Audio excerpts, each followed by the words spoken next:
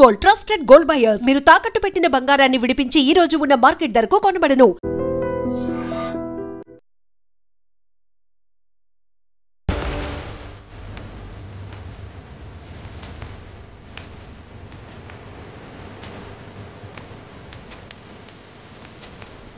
నమస్కారం, welcome to I dream.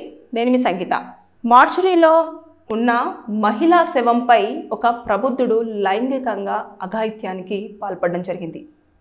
ఇంకా బ్రతికున్న వాళ్ళు అయిపోయింది. చిన్నపిల్లలు, నెలల పాపలు, యంగ్స్టార్సు, వృద్ధులు వీళ్ళంతా అయిపోయింది. ఇప్పుడు ఇంకా శవాల మీద ఈ కామాంధులు ఎంత దారుణానికి అసలు ఎంత కామమిక కొట్టుకుంటున్నారు అనేది అసలు నేను చెప్పలేకపోతున్నాను. ఇది మధ్యప్రదేశ్లో జరిగింది. 2024 ఏప్రిల్ 18వ తేదీన ఇది జరిగితే రీసెంట్గా 2025 అక్టోబర్ 7వ తేదీన కేసు ఫైల్ అయ్యింది. అంటే అక్కడ మార్చురీ దగ్గర డెడ్ బాడీ ఎవరైతే ఒక మహిళ చనిపోయిన తర్వాత తనకు పోస్ట్మార్టం చేయడం కోసం అక్కడ పెట్టడం జరిగింది. పెట్టిన తర్వాత అక్కడ ఒక వ్యక్తి వాడిని అటు పక్కకు తీసుకువెళ్ళేసి వాడు చేయాల్సిన అఘాయిత్యం చేయడం జరిగింది. ఇది అప్పుడు బయటికి రాలేదు. కానీ తర్వాత నెక్స్ట్ రీసెంట్గా ఆ హాస్పిటల్లో ఏదో ఒక దాని గురించి అని చెప్పేసి సీసీ ఫుటేజ్ అంతా చెక్ చేస్తున్నప్పుడు ఈ యొక్క సంఘటన వెలుగు చూసింది. చూసిన వెంటనే ఇమీడియట్గా డాక్టర్ పోలీసులకు ఇన్ఫర్మేషన్ ఇచ్చిన తర్వాత ఆ వ్యక్తిని అరెస్ట్ చేయడం అనేది జరిగిపోయింది. అయితే ఇలాంటి వాటిలలో శిక్షలు కూడా చాలా దారుణంగా ఉంటాయి. ఎలా ఉంటాయి అంటే ఐపీసీ సెక్షన్ 354 అంటే మహిళ యొక్క రెస్పెక్ట్ని కించపరచడము, అదేవిధంగా అవమానించడము, అది డెడ్ బాడీ అయినా సరే. తర్వాత నెక్స్ట్ ఇది నాన్ బెయిలబుల్ కిందకి రావడం జరుగుతుంది. ఇది 5 years వరకు జైలు శిక్ష, దాంతోపాటు లైఫ్ ఇంప్రిజన్మెంట్ కూడా పడే అవకాశాలు ఉంటాయి. ఇకపోతే ఇందులో ఐపీసీ సెక్షన్ 377 ఇది ఏంటంటే అన్యాచురల్ ఎఫెన్స్ అన్నట్టు. అంటే ఇది మనిషి చనిపోయి ఉంది, అతనేమో అసలు ఎలా చేశాడు, ఇది అసలు సృష్టికి అసలు నాకైతే ఇది షాకే. ఇలాంటివి అన్యాచురల్ ఎఫెన్స్ కింద కూడా మనం తీసుకోవచ్చు. అంటే మహిళ అది ఎవరైనా సరే, శవమైనా సరే, ప్రాణాలు లేని ఒక బాడీ అయినా సరే దానిపైన న్యాచురల్గా అంటే ఇప్పుడు కన్సర్న్తో జరగడం వేరు, లేదు అంటే అంటే ఒక వ్యక్తి ఇష్టపడితే ఇంకొక వ్యక్తి ఓకే అంటే వేరు. అక్కడ అలా కాకుండా అసలు మనిషికి ప్రాణాలే లేవు, ఆ ప్రాణం లేని దాంతో అలా చేయడం అనేది అసలు నేను దాన్ని చెప్పలేకపోతున్నాను. ఇలాంటి వాటిలలో కూడా ఉంటుంది. 10 సంవత్సరాల వరకు జైలు శిక్ష ఉంటుంది, దాంతోపాటు లైఫ్ ఇంప్రిజన్మెంట్ ఉండొచ్చు, లేదు అంటే డెత్ పెనాల్టీ కూడా పడే అవకాశం ఉంటుంది అక్కడ ఉన్న దాన్ని బట్టి. ఇప్పుడు సీసీ కెమెరా ఫుటేజ్ దొరికింది కదా, తను కూడా దాన్ని యాక్సెప్ట్ చేశాడు. అంటే ఇది ఇప్పుడే ఇలా చేశారా, లేదు అంటే గతంలో కూడా ఇంకా ఏమైనా ఇలాంటివి కార్యక్రమాలు చేశారా? ఎందుకంటే అతను మార్చురీ దగ్గరనే ఉండడం చేశాడు, అక్కడే పనిచేస్తూ ఉంటాడు.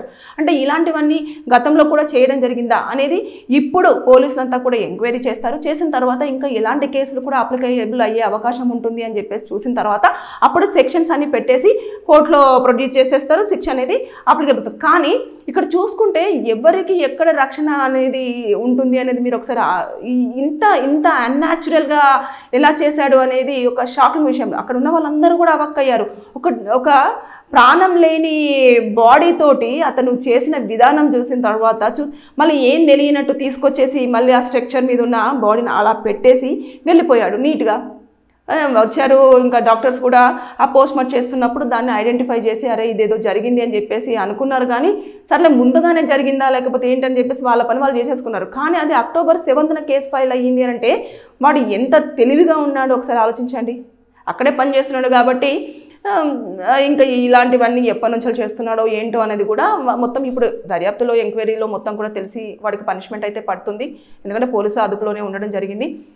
సో జాగ్రత్త, ఎప్పుడైనా సరే ఎక్కడ ఎలాంటి అఘాయిత్యాలు జరుగుతున్నాయి అనేది పెద్ద క్వశ్చన్ మార్క్గానే ఉంటుంది. అంటే కామాంధులు ఏ రూపంలో ఎక్కడ ఉంటున్నారు అనేది కూడా తెలియదు. వారు ప్రాణంతో ఉన్నారా, ప్రాణంతో లేరా అనేది కూడా తెలియట్లేదు. ఇటు బాయ్స్కైనా, గర్ల్స్కైనా, లేదంటే అడల్ట్స్కైనా, లేదు అంటే ఓల్డ్ ఏజ్ వాళ్ళకైనా, చిన్న పిల్లలకైనా, బేబీస్కైనా కూడా ఎవ్వరికీ కూడా రక్షణ లేదు. వాళ్ళకి మూడొచ్చిందా ఇక అక్కడ ఏం కనిపిస్తే దాంతో ఆ పని చేసేయాల్సిందే అని చెప్పేసి చూస్తున్నా. ఎందుకు మొన్న రీసెంట్గా ఒకటి నేను వీడియో చూస్తున్నప్పుడు వచ్చింది, అబ్రాడ్లో ఒక అతను కరెంటు పోల్ ఉంటుంది, కరెంటు పోల్తో కూడా ఆ పని చేస్తున్నాడు. అబ్బా ఎంత షాకింగ్ అండి. ఎంత దారుణమైన సిచ్యువేషన్లో కొట్టుకొని వస్తున్నారంటే జనాలు.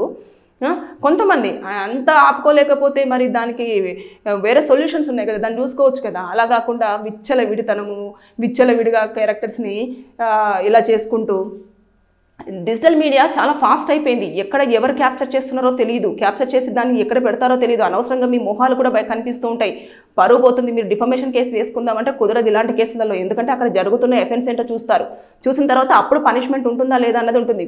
మీరు వచ్చేసి నా పరువు పోయింది, నన్ను కాపాడండి అని చెప్పేసి అంటే కుదరదు. నువ్వు చేస్తున్న పని ఏందిరా బాబు ఫస్ట్ సొసైటీ ఇక్కడ అని చెప్పేసి అడుగుతారు. సొసైటీకి నువ్వేం చెప్పాలనుకుంటున్నావు ఏంటి అని చెప్పేసి ఫస్ట్ నిన్ను క్వశ్చన్ చేస్తారు. కోర్టు ఊరికేనే చూస్తూ ఉండదు. కోర్టులో చాలా వరకు ఈ మధ్యకాలంలో సివియర్ పనిష్మెంట్సే ఇస్తున్నారు. దాంతోపాటు మనం చెప్పేది కూడా నమ్మట్లేదు. విత్ ప్రూఫ్స్ విత్ ఎవిడెన్సెస్ ఉంటేనే కోర్టు అనేది దాన్ని అంగీకరించడం జరుగుతుంది. ఒకవేళ అన్నీ ఉన్నప్పటికీ కూడా ఎవరిది నిజం ఎవరిది అవాస్తవం అనేది చెప్పేసి దానిపైన కూడా ఆర్గ్యుమెంట్స్ జరుగుతున్నాయి. నాకు అది విన్న తర్వాత అసలు చాలా ఇదిగా అనిపించింది. సో రక్షణ అనేది మనకు ఉండట్లేదు. జాగ్రత్తగా మనం పడుకున్న టైంలో ఏదైనా జరగవచ్చు, మనం నడుస్తున్న టైంలో ఏదైనా జరగవచ్చు. ఇలా మార్చురీలలో కూడా మనం ప్రాణాలతో లేకపోయినా సరే అక్కడ జరుగుతున్న అఘాయిత్యాలు జరిగిపోతున్నాయి. అంటే ఇలాంటివి గతంలో కూడా కొన్ని మనకు బయటకు వచ్చినాయి, కానీ పెద్దగా ఎవరు దీనిపైన ఇంట్రెస్ట్ చూపించింది లేదు, తర్వాత నెక్స్ట్ మాట్లాడింది కూడా లేదు. కానీ ఇక్కడ చూసుకుంటే మాత్రం ఆల్రెడీ కేసు ఫైల్ అయింది కాబట్టి నేను దీనికోసం డిస్కషన్ చేస్తున్నాను. దీంట్లో ఇలా 2 చెప్పాను కదా, ఆ సెక్షన్స్ అప్లికేబుల్ అవుతాయి. ఐపీసీ సెక్షన్ 377 ప్రకారం అయితే 10 years వరకు జైలు శిక్ష, లేదు అనుకుంటే లైఫ్ ఇంప్రిజన్మెంట్ ఉండే అవకాశం ఉంటుంది. దాంతోపాటు డెత్ పెనాల్టీ కూడా వారు ప్రొడ్యూస్ చేసిన ఎవిడెన్సెస్తో ఉంటుంది. ఇకపోతే ఐపీసీ సెక్షన్ 354 ప్రకారంగా ఆ అమ్మాయిని అవమానించినట్టే, ఇండైరెక్ట్గా చెప్తే అవమానించినట్టు, ఆమె లేకపోయినా సరే, ఆమె లైఫ్ ఫిట్ అయిపోయినా సరే, కానీ ఆవిడ యొక్క గౌరవము, తర్వాత నెక్స్ట్ ఆవిడని అవమానించడము, తర్వాత రెస్పెక్ట్ని పోగొట్టడము ఇవన్నీ జరిగిపోయినాయి. కాబట్టి దాని కింద కూడా అప్లికేబుల్ అవుతుంది. ఆ మనిషి ఉంటేనే, లేదు కదా పోయింది కదా అంటే కుదరదు. ఎలా అయినా సరే, న్యాచురల్ అయినా అన్యాచురల్ అయినా ఏదైనా సరే సెక్షన్స్ అన్నీ ఒకటేలాగా పనిచేస్తాయి. ఒకటే శిక్ష ఉంటుంది, ఒకటే అంటే పనిష్మెంట్ ఒకటేలాగా ఉంటుంది, మారదు. బాడీకి ఉంటే బ్రతుకుంటే ఒకలాగా, బ్రతికి లేకపోతే ఒకలాగా, ఎలాంటివి ఏమీ ఉండవు. సో ఇలాంటివన్నీ జరుగుతున్నాయి. జాగ్రత్తగా ఉండండి. మన చుట్టూ కామాంధులు కళ్ళేసుకొని తిరుగుతున్నారు. ఎప్పుడు ఏం జరుగుతుందనేది తెలీదు. ఎవరైనా సరే జెండర్తో వాళ్ళకు ప్రాబ్లం లేదు, వస్తువులతో ప్రాబ్లం లేదు. ఏది దొరికితే అది వాడికున్న కోరికను అప్పుడు తీర్చుకోవాల్సిందే. తస్మత్ జాగ్రత్త. Thank you. And for more videos, Please subscribe to iDream. Please subscribe to iDream. Please subscribe iDream. And please subscribe to iDream. For more videos, subscribe to iDream. Please like, share and subscribe to the channel. Congratulations, iDream. Subscribe to iDream. Subscribe to iDream. so subscribe to iDream Media. iDream team andarki huge congratulations. Please subscribe iDream Media. Please subscribe to iDream.